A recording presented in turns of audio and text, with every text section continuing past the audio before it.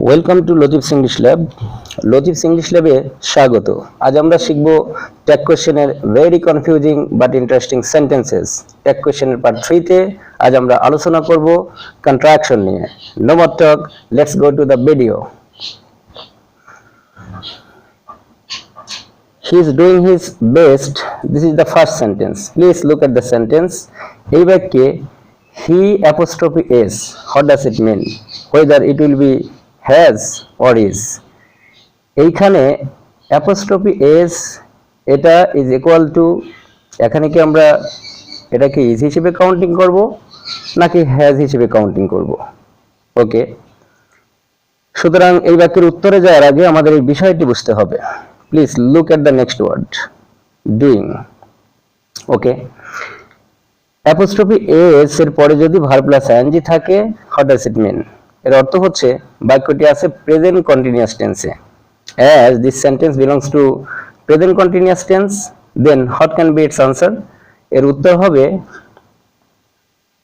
is plus not, I mean isn't, and then pronoun will be he. So the answer of this sentence will be isn't he. তাহলে এখানে আমাদের মনে রাখতে হবে apostrophe s এর পরে যদি verb plus ing থাকে তাহলে apostrophe s is equal to is হবে। ওকে,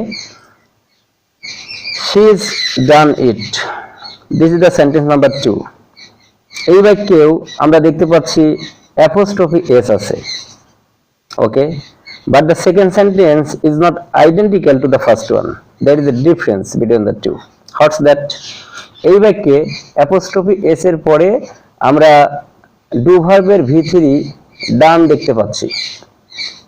ওকে, যেহেতু apostrophe s এর পরে এখানে ভার্বের v3 দেখতে পাচ্ছি, what does it mean? Obviously this sentence belongs to present perfect tense, আর যেহেতু বাক্যটি present perfect tense এ আছে, so what will be its answer? এর উত্তর হবে has plus not এর সংক্ষিপ্ত রূপ, I mean hasn't, and then pronoun will be she. So what will be its answer? Its answer will be hasn't she. Okay, he'd inform you. This is the sentence number 3. এই বাক্যে apostrophe d এরপরে আমরা দেখতে পাচ্ছি inform ভার্বের v1।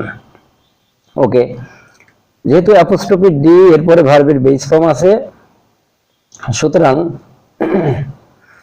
এইখানে এই apostrophe d is equal to আমাদেরকে would হিসেবে কাউন্টিং করতে হবে। দেন what will be its answer? এর উত্তর হবে would plus not এর সংক্ষিপ্ত রূপ, I mean wouldn't, and then pronoun will be he. সুতরাং উত্তর হবে wouldn't she. Okay, they'd gone to Sylhet. এই বাক্যেও আমরা apostrophe d দেখতে পাচ্ছি। ওকে, কিন্তু এইখানে apostrophe d এরপরে go ভার্বের v3 ব্যবহৃত হয়েছে, I mean gone ব্যবহৃত হয়েছে।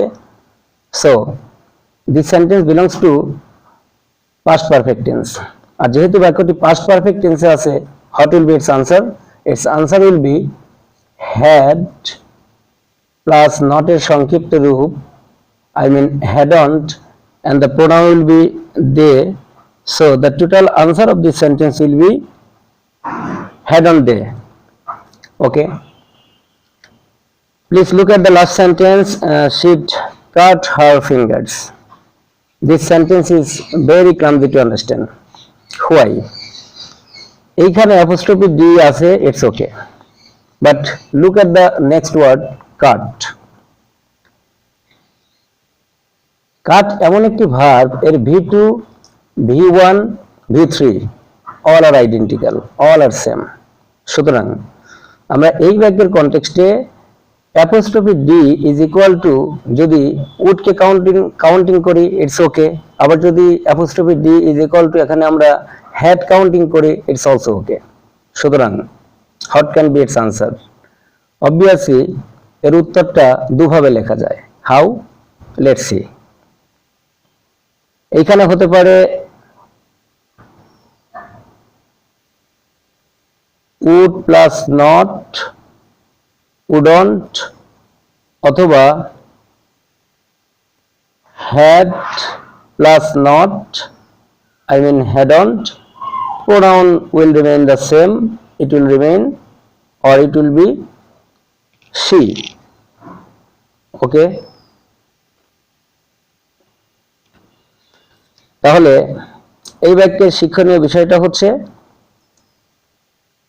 অ্যাপোস্ট্রফি ডি এরপরে যদি এমন কোনো ক্লামজি ভার্ব থাকে যার V2, V1 এবং V3 অল আর সেম, এই ক্ষেত্রে আমরা যদি উড প্লাস নট কে কাউন্টিং করি এবং হ্যাড প্লাস নট কে কাউন্টিং করি, যদি বাক্যটি অ্যাফার্মেটিভ হয় তাহলে দুই ক্ষেত্রে উত্তরটা সঠিক হবে।